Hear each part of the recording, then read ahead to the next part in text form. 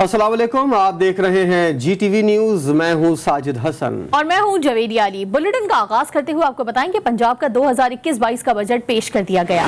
सूबाई वजीर खजाना हाशिम जमा बख्त ने पंजाब असेंबली में बजट पेश किया। बजट का हुजम 2653 अरब रुपए है। तरक्याती प्रोग्राम के लिए 560 अरब रुपए रखे गए हैं। तरक्याती बजट में तालीम और सेहत के लिए 205 अरब रुपए मुख्तस किए गए हैं। इंफ्रास्ट्रक्चर और डेवलपमेंट के लिए 145 अरब 40 करोड़ रुपए मुख्तस किए गए हैं।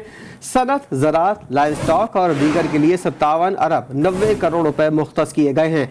पंजाब के आवाम को इलाज के लिए 80 अरब रुपए की हेल्थ इंश्योरेंस भी दी जा रही है। ऑपोजिशन लीडर शहबाज शरीफ ने वफाकी बजट को जाली आदाद शुमार का मजमुआ करार दे दिया। कौमी असम्बली के बजट सेशन से खिताब करते हुए शहबाज शरीफ ने कहा कि अगर आवाम की जेब खाली है तो फिर बजट जाली है। रियासत मदीना की मिसाल देने वाले गरीब को रिलीफ भी देते, गुर्बत की लकीर से नीचे बसने वाले करोड़ों पाकिस्तानियों की कुछ तो मदद कर देते। लीगी नायब सदर का मजीद कहना था कि हुकूमत का ढंडोरा पीट रही है कि मुल्क में तरक्की हो रही है। फिलहाल तो गरीब को एक वक्त की रोटी भी नसीब होना मुश्किल है। शायद हुकूमत की बताई गई तरक्की बनी गाला में हुई है। मैं बजट को बाइसे रिलीफ होना चाहिए। आवाम की जेब खाली है तो फिर बजट के तमाम फिगर्स जाली हैं। रियासत मदीना का जिक्र करने वाले और रियासत मदीना की मिसाल देने वाले जनाब स्पीकर हुक्मरान गुर्बत की लकीर से नीचे बसने वाले करोड़ों पाकिस्तानियों का अपनी मदद का हाथ देते। खबर आपको दें, कौमी असेंबली का बजट इजलास भी हंगामा आराई की नजर। अपोजिशन लीडर शहबाज शरीफ का खिताब शुरू होते ही हुकूमती अराकीन का शोर शराबा। अपोजिशन अराकीन ने भी जमकर जवाबी नारेबाजी की। स्पीकर अराकीन को खामोश कराने में नाकाम कोशिश करते रहे। तंग आकर असद कैसर को कार्रवाई 20 मिनट के लिए मुलतवी करना पड़ी। होना चाहिए लेकिन जनाब स्पीकर आप शाह साहब वो बजट स्पीक कर रहे हैं, इसके बाद ये आप बजट कर लेंगे जी। इंतहाई इसके बाद आप रिस्पॉन्ड कर लेंगे जी। तकलीफ है। ना बड़ी करे प्लीज, सादा आप ना बात करे सर, है ना करे प्लीज। कि अगर वज़ीर आज़म इमरान खान की सरबराही में तर्जुमानों का इजलास हुआ। इजलास में बजट समेत सियासी सूरत हाल पर गौर किया गया। तर्जुमानों को बजट के अहम निकात पर ब्रीफिंग भी दी गई। इजलास में सियासी माशी सूरत हाल का जायजा लिया गया। वज़ीर आज़म इमरान खान ने कहा कि तहरीक इंसाफ की हुकूमत ने अवाम दोस्त बजट दिया है। तर्जुमानों की जानिब से कहा गया है कि अपोजिशन के पास बजट पर बहस करने के लिए कुछ नहीं बचा। हुकूमत की सियासी और माशी हिकमत अमली ने अपोजिशन को क्लीन बोल्ड कर दिया है। कराची में शारा फैसल पर गैर कानूनी तामीर टावर से मुतल्लिक समाअत सुप्रीम कोर्ट कराची रजिस्ट्री में हुई। चीफ जस्टिस गुलजार अहमद ने सिंध हुकूमत पर सख्त बरहमी का इजहार किया और कहा कि हुकूमत कहाँ है, कौन जिम्मेदारी लेगा, यहाँ पैसा देने वाले का काम हो जाता है। गैर कानूनी धंधा जारी है और SBCA का काम भी चल रहा है। कराची में कनाडा से हुक्मरानी की जा रही है। यूनुस मेमन सिंध का असल हुक्मरान है। क्या ऐसा होता है पार्लिमानी निजाम? यहाँ नाले साफ नहीं कर सकते, सूबा कैसे चलाएंगे? तफसीलात जानिए इस रिपोर्ट में।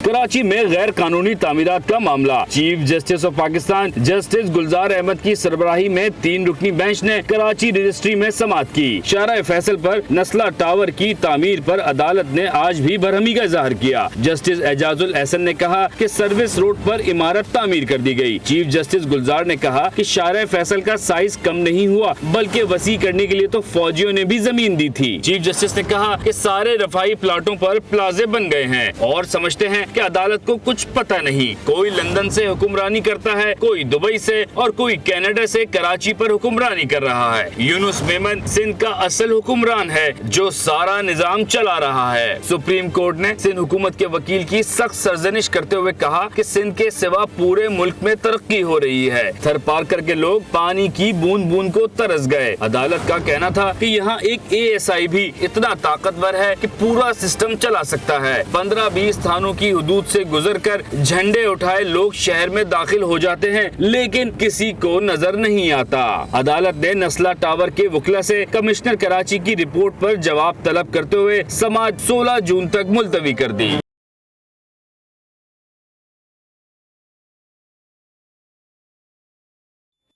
और कराची में गैर कानूनी तामीरात अपने उरूज पर हैं। डिस्ट्रिक्ट सेंट्रल में सबसे ज्यादा गैर कानूनी तामीरात की जा रही हैं, जबकि डिस्ट्रिक्ट ईस्ट दूसरे नंबर पर है। डीजी एसपीसीए नोटिस पर नोटिस जारी कर रहे हैं, लेकिन नतीजा सिफर है। इसी पर बात करते हैं खावर हुसैन से। खावर जरा बताएगा शहर में कौन कौन से इलाके हैं जहां सबसे ज्यादा गैर कानूनी तामीरात हो रही हैं, और ये भी बताएगा कि एसबीसीए में नक्शा पास करवाने का क्या तरीक़ाकार है, कितनी फीस होती है इसकी? जी, गैर कानूनी तामीरात की बात की जाए तो शहर में इस वक्त गैर कानूनी तामीरात अपने उरूज पर हैं। Director general Sindh building control authority Shamsuddin Soomro एक जानिब तो ईमानदारी का राग अलापते नजर आते हैं, लेकिन गैर कानूनी तामीरात रोकने में बिल्कुल नाकाम दिखाई देते हैं। एक तो वो non technical director general Sindh building control authority है, इसलिए उन्हें जो टेक्निकलिटीज हैं बिल्डिंग्स की वो उनको नहीं मालूम, जिसकी वजह से वो गलत फैसले कर रहे हैं और मुसलसल जिससे शहर में गैर कानूनी तामीरात और ज्यादा बढ़ती जा रही हैं। अगर बात की जाए डिस्ट्रिक्ट सेंट्रल की, तो डिस्ट्रिक्ट सेंट्रल पूरा पट्टे पर दिया गया है। वहाँ पर प्राइवेट लोग और सिंध बिल्डिंग कंट्रोल अथॉरिटी के लोग। शुक्रिया खबर अपडेट करने के लिए। कोयटा के मरगत रोड पर एफसी की गाड़ी को बारूदी सुरंग का निशाना बनाया गया है। आईएसपीआर के मुताबिक सड़क किनारे नस्ब बारूदी सुरंग फटने से एफसी के 4 जवान शहीद हो गए हैं। शोहदा में सूबेदार सरदार अली खान, सिपाही मुसद्दिक हुसैन, उवैस खान, मोहम्मद नवाज शामिल हैं। अपडेट करते चले आपको इस हवाले से कि कोयटा के मरगत रोड पर एफसी की गाड़ी का बारूदी सुरंग का निशाना बनाया गया और आईएसपीआर के मुताबिक सड़क किनारे नस्ब बारूदी सुरंग फटने से एफसी के 4 जवान शहीद हो गए हैं। इन शोहदा में सूबेदार सरदार अली खान, सिपाही मुसद्दिक हुसैन, उवैस खान और मोहम्मद अनवर शामिल हैं। और कराची वाले एक बार फिर से तैयारी पकड़ लें, क्योंकि बादलों ने बरसने की ठान ली है। 17 जून से शहर में प्री मानसून बारिशों का आगाज होगा और इस दौरान आंधी और गरज चमक का इम्कान है। महकमा मौसमियात का मजीद क्या कहना है, ये बताएंगी हमको शारका कमाल अपनी रिपोर्ट में।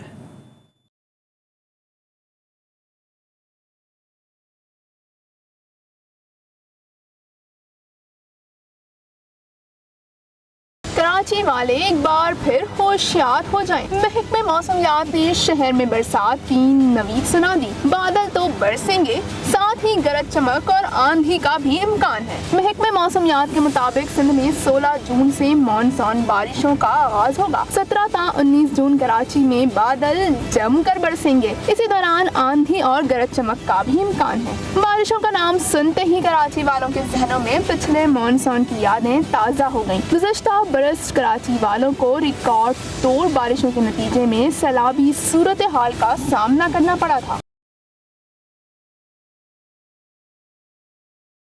गुज़श्ता बरस शहर का हुलिया बिगड़ने के बाद ही शहरी इंतजामिया ख्वाब गफलत से बेदार हुई थी और बारिश रुकने के बाद निकासी आब की बेहतरी के लिए नालों की सफाई पर काम शुरू किया गया था। अब इस पर कितना काम हुआ, इसका जवाब तो आने वाली बारिशें ही देंगी। शारका कमाल, GTV न्यूज़, कराची। नाले नाले करने वाले नालों में बह जाएंगे। वज़ीर आला सिंध की नाम लिए बगैर लफ्जी गोलाबारी। कहा नालों की अदम सफाई में विफाक सहूलतकारी कर रहा है। पानी से मुतल्लिक सवाल पर मुराद अली शाह का कहना था कि विफाक पानी के मामले पर सिंध के साथ नाइंसाफी कर रहा है। सिंध को उसके हिस्से का 35% कम पानी दिया जा रहा है। दूसरी जानिब खैबर पख्तूनख्वा को उसके हिस्से से 38% जायद पानी मिल रहा है।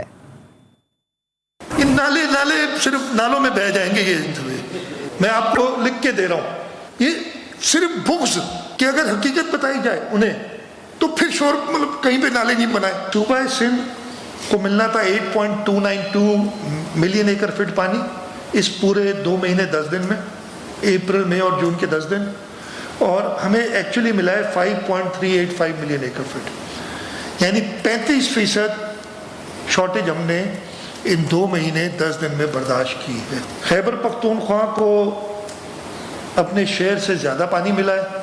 कराची पुलिस ने जाली पुलिस एहलकारों का गिरोह गिरफ्तार कर लिया है। पुलिस के मुताबिक जिला करवी में कार्रवाई करके कानून नाफिज करने वाले इदारों की वर्दी इस्तेमाल करके डकैती की वारदात करने वाला गिरोह गिरफ्तार कर लिया गया है। गिरफ्तार मुलजमान से गैर कानूनी असलहा और पुलिस की वर्दियां और बैजेस भी बरामद किए गए हैं। मजीद जानते हैं, हमारे नुमाइंदे अली रजा हमारे साथ मौजूद हैं। अली रजा, मजीद क्या पता चला है?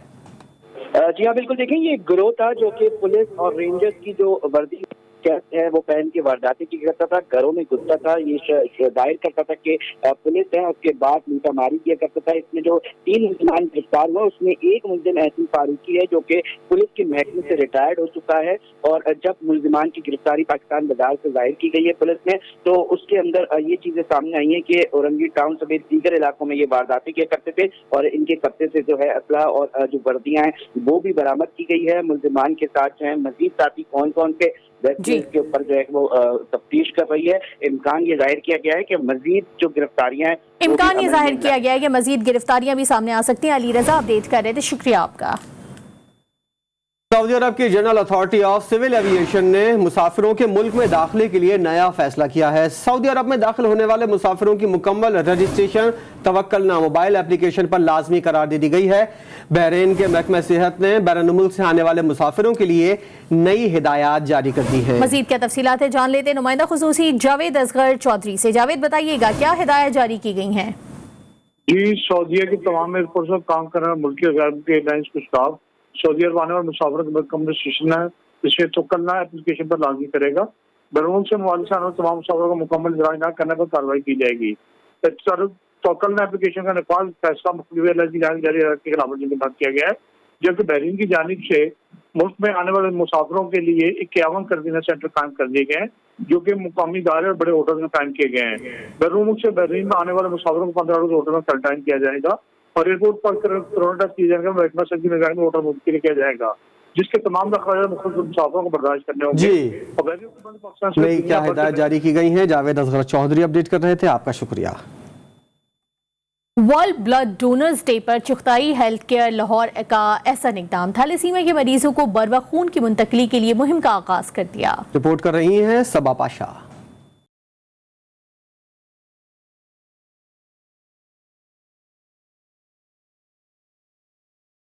कोरोना के दौरान खून अतिया करने वालों की तादाद में कमी का थैलेसीमिया के मरीजों पर भी असर पड़ा। इसी वजह से चुगताई हेल्थ केयर ने लाहौर के मुख्तलिफ मकामात पर खून अतिया करने की मुहिम का आगाज किया। डॉक्टर AS चुगताई के मुताबिक खून की बोतल 3 किस्म के मरीजों के काम आ सकती है। खून अतिया करने से किसी किस्म का नुकसान नहीं होता। खून जो है ना एक बहुत कीमती चीज़ है और ये सिर्फ उस शख्स से पूछिए जिनकी फैमिली में कोई शख्स कोई एक्सीडेंट हो जाता है, किसी को खुदा न खास्ता कैंसर है, हीमोफीलिया है, थैलेसीमिया है, इस तरह की बीमारियां हैं। उनसे पूछिए कि जब उनको खून की ज़रूरत पड़ती है तो वो किस अजाब में से गुजरते हैं। डॉक्टर उमर चुगताई ने कहा कि सेहतमंद जिस्म के लिए खून अतिया करते रहना चाहिए। लोगों को चाहिए कि चुगताई हेल्थ केयर की इस मुहिम में भरपूर हिस्सा लें। ब्लड एक ऐसी चीज़ है जो अल्लाह ताला की नेमत है और अगर इसको शेयर किया जाए, इससे किसी की जान बचाने में मदद की जाए तो इससे बड़ी नेमत, इससे बड़ी नेकी का कामल में बहुत कम है।